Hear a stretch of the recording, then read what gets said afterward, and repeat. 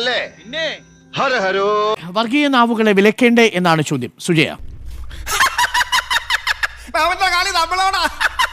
പക്ഷെ അത് ഒരു ഭാഗത്തേക്ക് മാത്രം നോക്കുന്ന, അതായത് വടക്കേ ഇന്ത്യയിലേക്ക് മാത്രം നോക്കിക്കൊണ്ട് വിമർശനം ഉന്നയിക്കുന്ന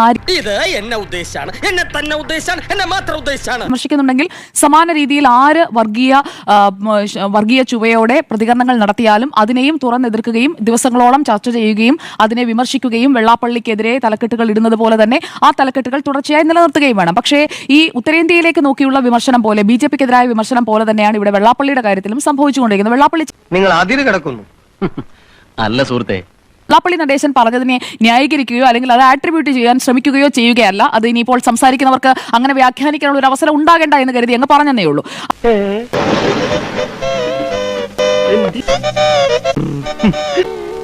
പ്രീണനത്തിന്റെ അടിസ്ഥാനത്തിൽ സ്കൂളുകൾ അനുവദിച്ചിട്ടുണ്ടോ? അതൊരു ചോദ്യമാണ്.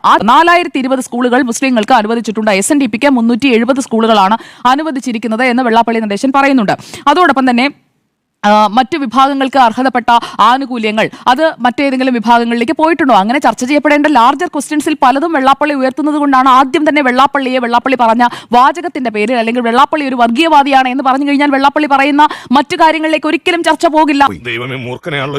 ചിലർക്ക് എല്ലാ കാലവും എല്ലാ ആനുകൂല്യങ്ങളും ഇങ്ങനെ കൊടുത്തുകൊണ്ടേയിരിക്കണം, ചിലരെ പ്രീണിപ്പിച്ചുകൊണ്ടേയിരിക്കണം. അത് ഒരു സെറ്റ് നോമാക്കി UDFും LDFും കാലാകാലങ്ങളെ ചെയ്തുകൊണ്ടിരിക്കുകയാണ്. ഒരു കയ്യബദ്ധം കോൺഗ്രസിന്റെ ഭരണകാലത്ത് ലീഗിന് കിട്ടിയ ആനുകൂല്യങ്ങളെ കുറിച്ചാണ്. ലീഗ് പല ആനുകൂല്യങ്ങളും നേടിയെടുത്തിരിക്കുന്നു. എനിക്കറിയില്ല എന്തുകൊണ്ട് വെള്ളാപ്പള്ളി നടേശന് അല്ലെങ്കിൽ SNDPക്ക് അർഹമായ പ്രാതിനിധ്യം കൊടുക്കാൻ ഇടത് സർക്കാർ തയ്യാറായില്ല? അവിടെ കൃത്യമായി പറഞ്ഞു കഴിഞ്ഞിട്ടുണ്ടെങ്കിൽ, നാടൻ ഭാഷയിൽ പറഞ്ഞു കഴിഞ്ഞിട്ടുണ്ടെങ്കിൽ നന്നായി പറ്റിച്ചു. അതാണ് SNDPയോട് ഇടത് സർക്കാർ LDF സർക്കാർ ചെയ്തത്. ചതിച്ചോ ദൈവമേ, എന്നെ തേച്ചതാണല്ലേ?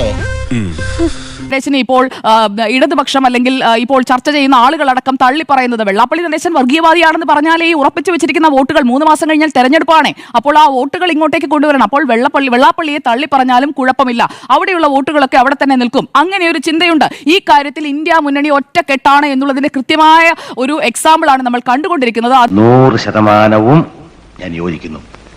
വർഗീയത എന്ന് പറയുന്നത് ഏകമുഖമായ ഒന്നല്ല, അത് ദ്വിമുഖം തന്നെയാണ്. KM ഷാജിയുടെ കാര്യം എത്ര ദിവസം ചർച്ച ചെയ്തു? KM ഷാജി പറഞ്ഞത് എന്താണ്? മതമാണ് പ്രശ്നമെന്ന് പറഞ്ഞ ആളാണ് KM ഷാജി.